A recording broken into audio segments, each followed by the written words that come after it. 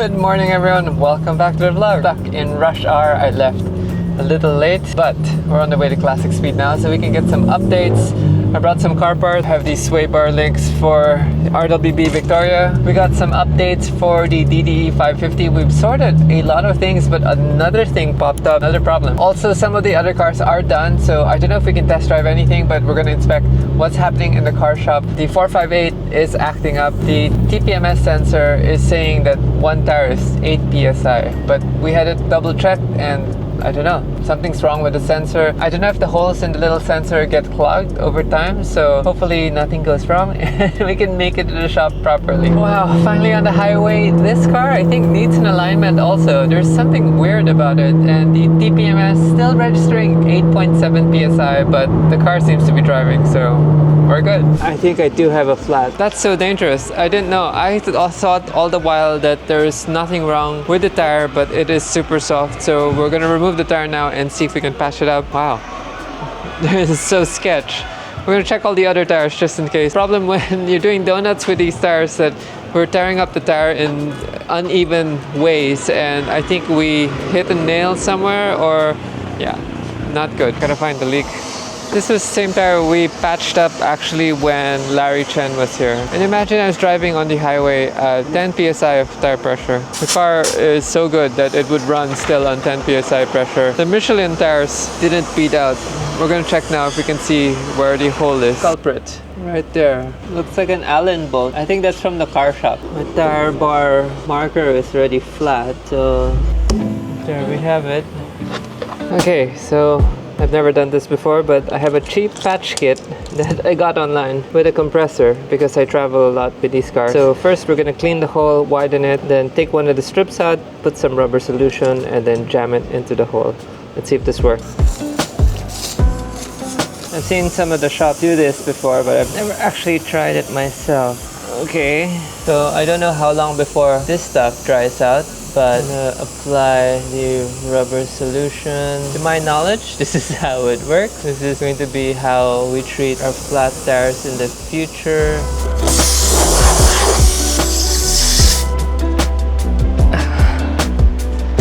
First time, I'm gonna clean the thread, so hopefully this doesn't dry out.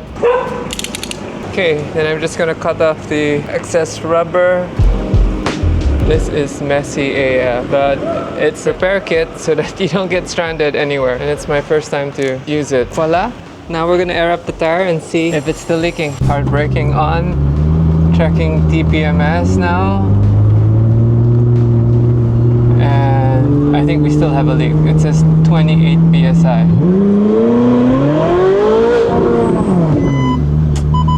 Not good. This sucks. Gonna get some new tires, call our boys at Michelin Philippines. We're just gonna monitor this and see if anything improves, but it's leaking, 26 PSI. My RWBs are here, but let's do some updates. Just interviewed these kids. They're doing an architectural course and trying to figure out if motorsports have hope in the Philippines. So are you optimistic or? As much as possible po, want to be optimistic about it. Yes. 50-50. 50-50. For now? I mean, that's glass half full, right? But we're gonna do an update on the 550. Everyone must know what's happening in that. And then we have a lot of my projects here. RWB Noah is here. RWB Vicky is here. We're gonna go through all that. The GTR Skyline of my friend is here, and that had issues also. But I'm just gonna show these kids around. Okay, sorry about that. 458 fixed. Tire valve was a leak, so they replaced the tire valve pin. Hopefully that stands tall already and doesn't leak anymore on us. We will have to change the tires soon. And the 240Z is back from Profab, and this is the monster 240Z that we're building. This one has the RB28 that I built in the farm, and if you guys haven't seen that vlog, I'll post the link right here. Profab did their Profab things, and what they've done is fix the manifold, because this manifold was for a S14 platform, and we had to rework it to bring the turbo a little further from the pillar over here. Made a massive downpipe and then some screamer pipes with the wastegate. This one has a twin wastegate system, one in the front, one in the back. They also made our intercooler piping through the plasma intercooler, and then this is our Greddy. Yeah, we're gonna cut the hood even further. Air filter is gonna come out here, and then cut that. Maybe put the downpipes coming up so that we can get some flames through the hood. But this is the Greddy intake, the single throttle body, and then the new fuel rail also. Lots of things still need to be fixed with this car. Still need to add like a oil breather can, and then we're gonna repaint this car. We're actually also gonna weld in a roll cage because the chassis is very old. So weld and roll cage, rocket bunny kit, repaint back to white, because I do love the white look. These are the wheels that we have for this car already. Something wrong about the ride height being super high. But hopefully this becomes a super crazy project. I've always loved the shape of the 240Z chassis and excited to fire this up. We're a long ways away. We're gonna check the timing first and then make sure everything is set properly. We do have wiring issues for the engine because we changed the crank trigger. And then we're gonna go standalone also with the engine. This is running a RB25 gearbox already, so it's rear-wheel drive connected to a Ford rear differential so that we can do massive burnouts also. What is up with the ride height? It is so high. I think this car will still be sometime next year. These are speed height gauges already, they're all brand new. So that's done. Sort the aircon out. Yeah, I think this car is going to take a while.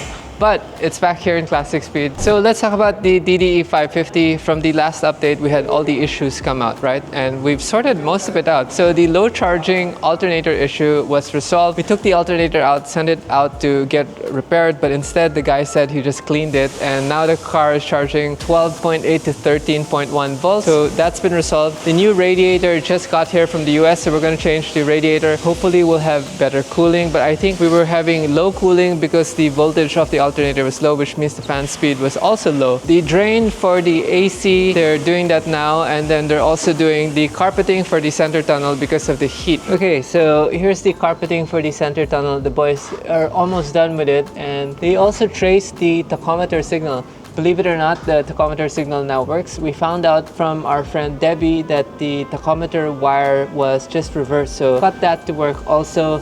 And in the beginning we had a sound from the door, I'd say the door position sort of like stopped. And what we found out was the sheet metal was actually breaking already. The last on our issue with this car is the OBD socket has been acting up. So we're trying to figure out the pin outs. That's why we ripped out the dashboard again. So the problem is when they ripped out the AC ECU, wires were going into the AC ECU, and that was part of the reason why we don't have some signals. We ended up moving the chair forward just a little. Okay, that feels way better. Yes, I think it works. This Alcantara looks beautiful. Approve. And then the door, no more sound. Yeah, cleaner. Okay. Damn! I just noticed that we're missing the stock grille. What is happening here? Let me take a photo of this. I completely missed that. No front grille, no fog lights, so I do want to complete that because that's the look for the front bumper. I guess the car was so low. I was looking at the 575 next door, and yeah, here you can see we have a grille. That's the general update with what's happening with the DDE 550.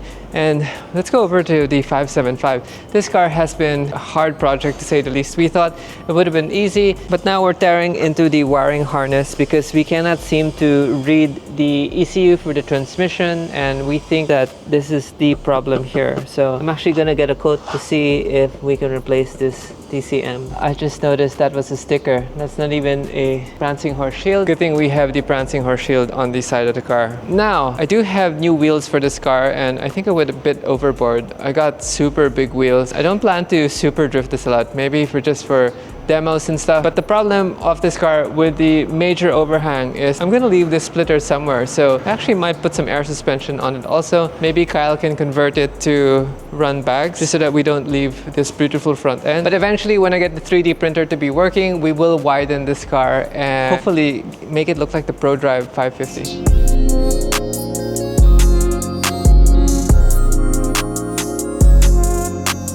Okay, next up on the updates is the RWBs that we're doing. Not this RWB, not that RWB, we are painting the two 997s for the September build, and we're gonna go check on that real quick. In case you guys were wondering, someone wanted me to vlog more about this.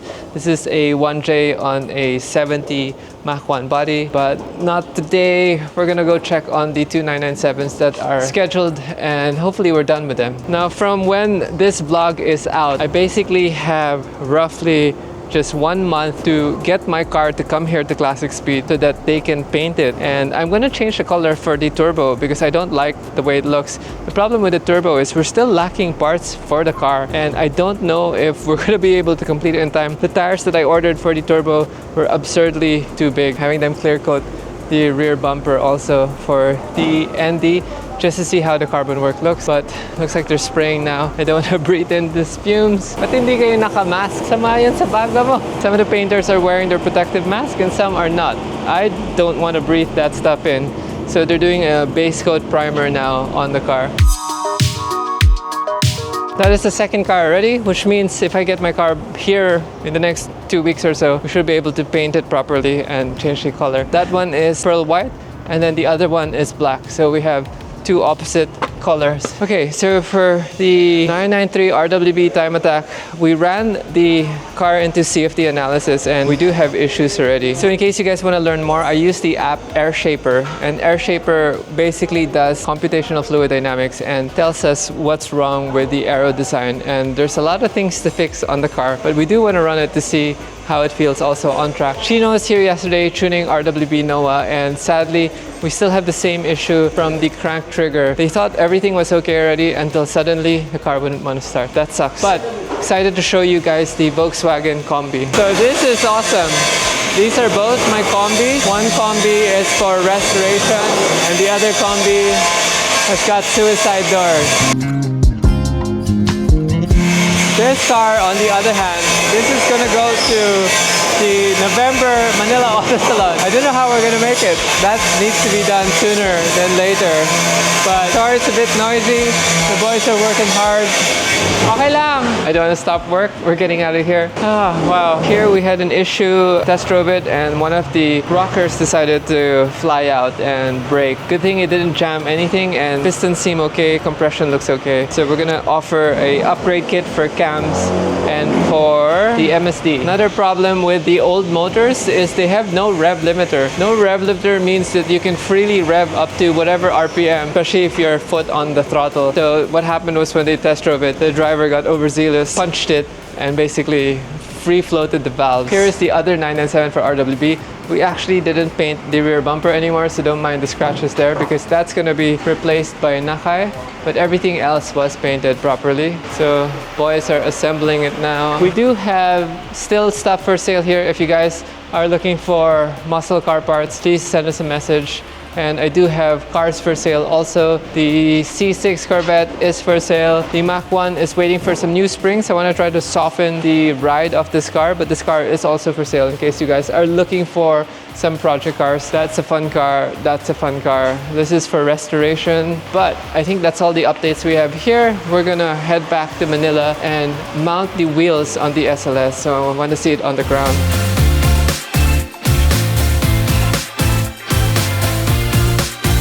So Marvin and I are talking to my brother so that we can downsize the brakes so that we can get classic wheels so that it looks super classic. We want to get the wheels with the writing, which only comes apparently in 15-inch. But this is the classic retro Mach 1. So our problem is when we did the conversion, we had to flip the hood arrangement.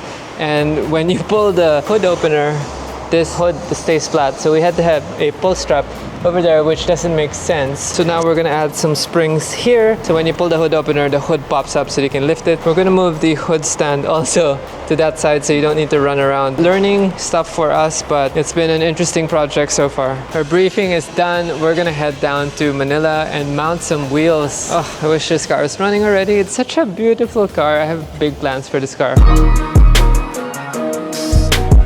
Okay, so Marvin and I are discussing the 997 Turbo that I'm going to RWB needs to be here in the next 2 weeks. I need to finish this car already. We're gonna go to Manila now and check on it. Decided to drop off the 458 GT3 already at Elite Auto Center so that we can leave it for an alignment, because tomorrow I think I'm going out of town with my brother's family, so I won't have time to bring it, and I do need to align the F430 and the 458 again because some parts arrived that we need to replace for those cars, which means we're gonna have to be rotating cars quite often to get them all serviced. And I'm hoping all the parts that we ordered are correct and complete. So this traffic looks horrendous going back, and we're gonna have to pass through all of that.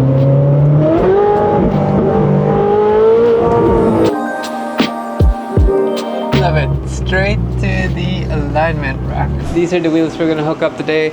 Thank you to Michelin Philippines, Team Ride Max, for hooking us up with some tires. And we went with a different measurement. I went with a Cup 2 for the rear and then a PS4 for the front. So just in case we get stuck in rain like what happened today, at least the front tires have grip, and then the rear tires are okay to slip and slide just a little. So we're gonna mount this now on the SLS and see how it looks like. So as you can see, we're doing the rear fender flare for the Miata. Norman is making the hood ducting, but we're gonna interrupt him real quick. I'm messing up the production schedule so that we can see the car on the ground. I'm too excited for this. I've really been waiting for this moment.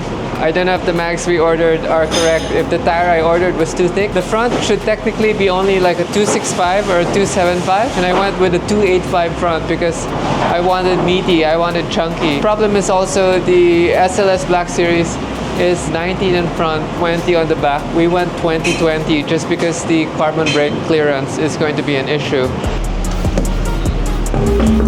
Oh my god, chunky monkey. Look at that, square sidewall. How beautiful. You know what? We can actually test mount these wheels also on the S-Class.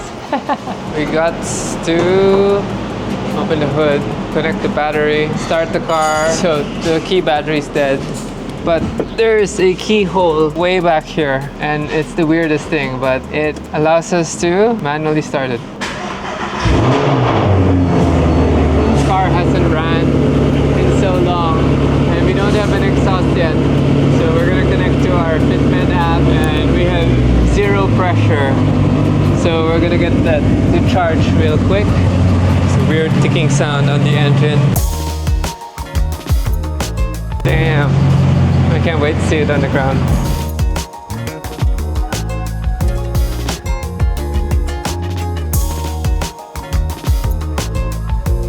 Will it fit?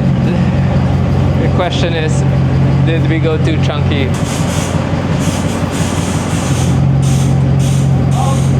We have to cut some bolts in the rear because it looks like it's going to scrape. The front looks good. I think we can drop the front still. I still have about 38 psi for the front tire.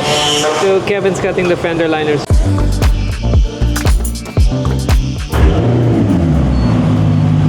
Okay, here we go again. Okay, so this is how the front looks. Beautiful. We can go, I think, with a half-inch spacer, or maybe even, I would say, looks like a 1-inch spacer for the front.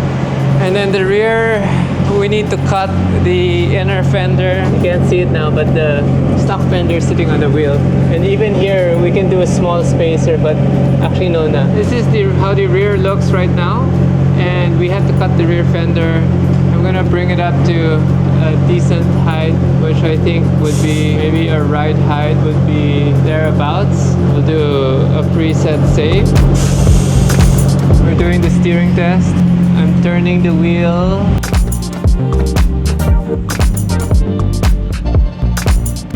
Wala pa rin? Okay, full. Malinis? Yan. Kabila. Wow! Malinis! That's rare. Usually when we're doing this, the tires scrape, especially because you're going wider. But I'm so happy. Now that the car's warm, no exhaust.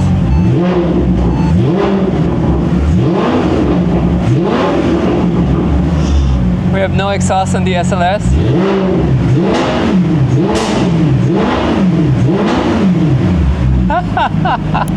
Oh my god. So now to order spacers. Maraming salamat. See you soon. Bam! Bam! For the SLS.